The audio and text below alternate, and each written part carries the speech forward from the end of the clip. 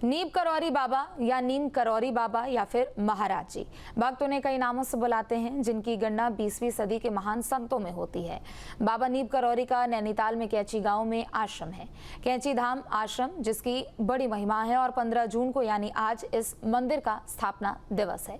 बाबा नीम करौली दिव्य पुरुष हैं, जिनके भक्तों की संख्या करोड़ों में है। बाबा के दिव्य चमत्कारों की कई कहानियां भी है, जो कि बाबा में लोगों की आस्था को और भी अटूट करती है। देखिए खास रिपोर्ट, नीम करौरी धाम स्थापना दिवस।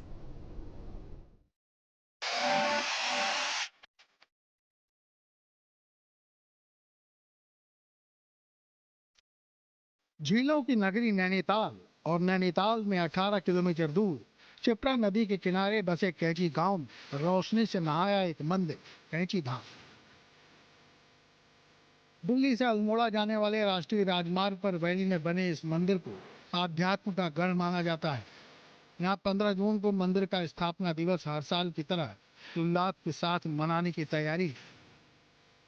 जैसे कि 15 जून जो है लोग जनरली सोचते हैं कि ये बाबा जी का जन्म दिवस है, लेकिन ये जन्म दिवस ना होके ये बाबा जी ने यहाँ कैची धाम की स्थापना की थी 15 जून 1964 को। तो ये मंदिर का स्थापना, कैची धाम का स्थापना हुई है, तो स्थापना दिवस के रूप में बाबा जी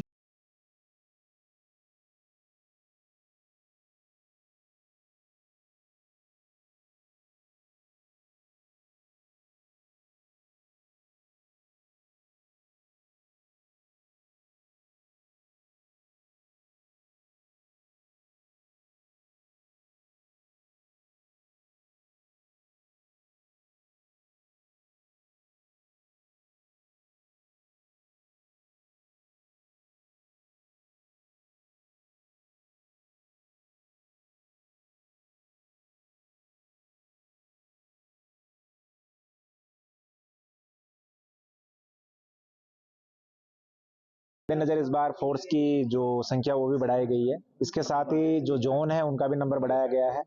इस बार जो है कुछ सीनियर ऑफिसरों का भी नंबर बढ़ाया गया। इस बार 3 एसपी रैंक ऑफिसर भी हम लोग लगा रहे हैं। इसके अलावा एडिशनल एसपी, सीओज, इंस्पेक्टर्स, अलग अलग यूनिटें सब लग रही है, तो काफी बड़ी संख्या में फोर्स लगा रहे हैं। मेले के दौरान श्रद्धालुओं को शटल सेवा से कैची धाम पहुंचाया जाएगा। हल्द्वानी, भीमताल, नैनीबैंड, भवाली, नैनीताल और गर्म पानी से शटल सेवाएं चलाई जाएंगी। भवाली से आगे सभी 2 पहिया वाहनों पर प्रतिबंध लगाया गया है।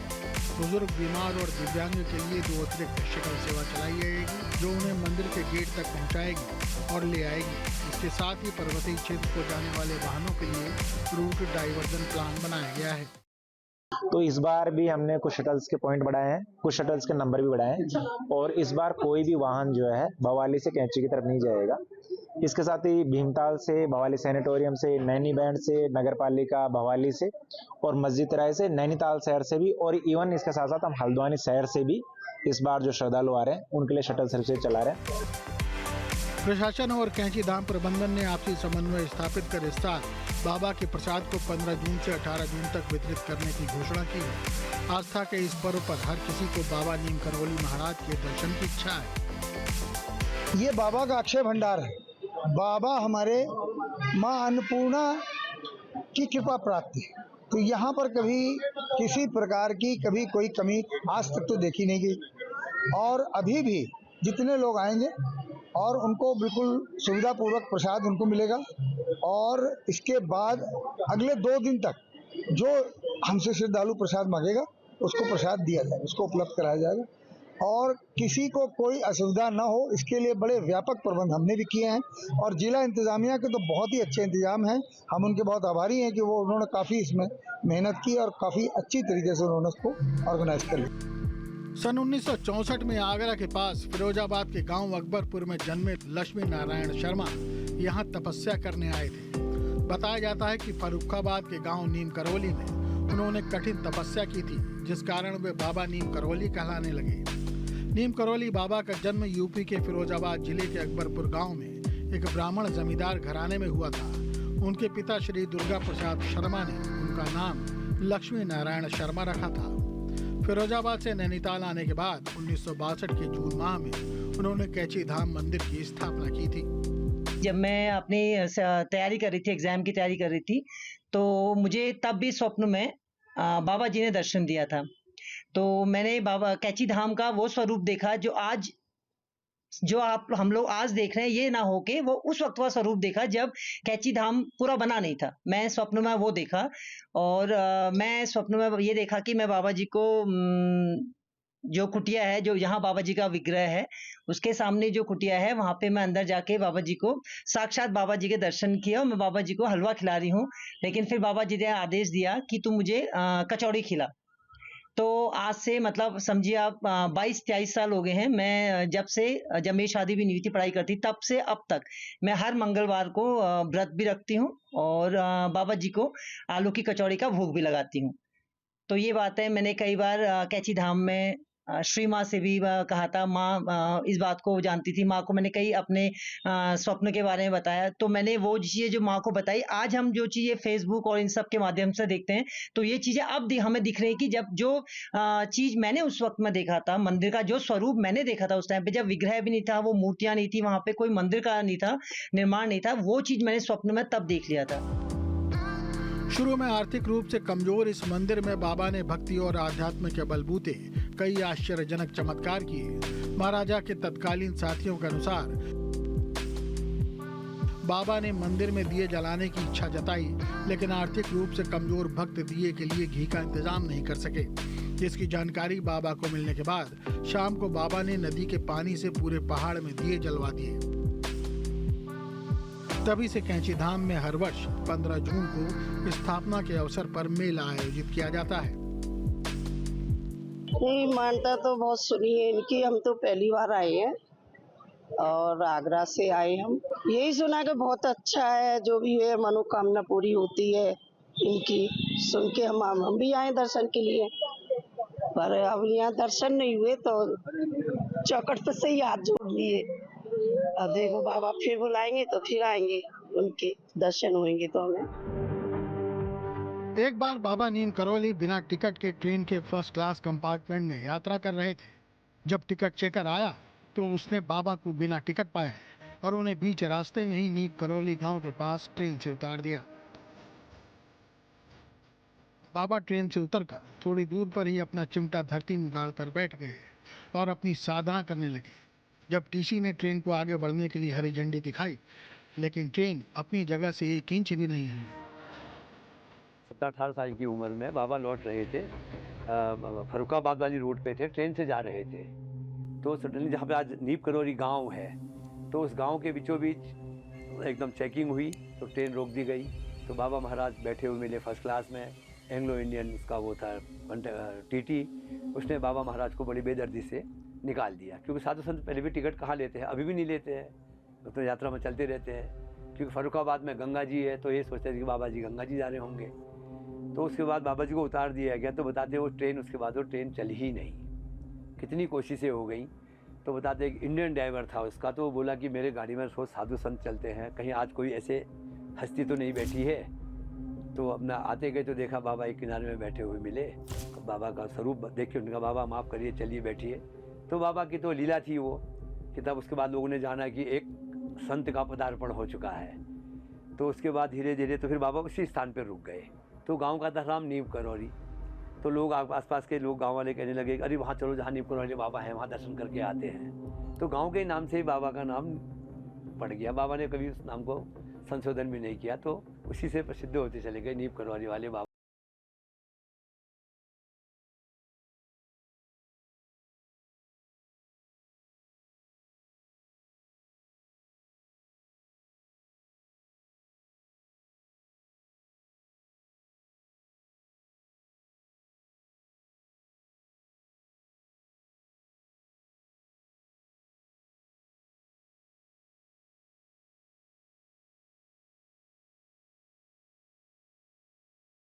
चमत्कार तो बाबा जी का देखिए 1973 में 11 सितंबर 1973 में बाबा जी ने अपना शरीर जो है त्याग दिया था।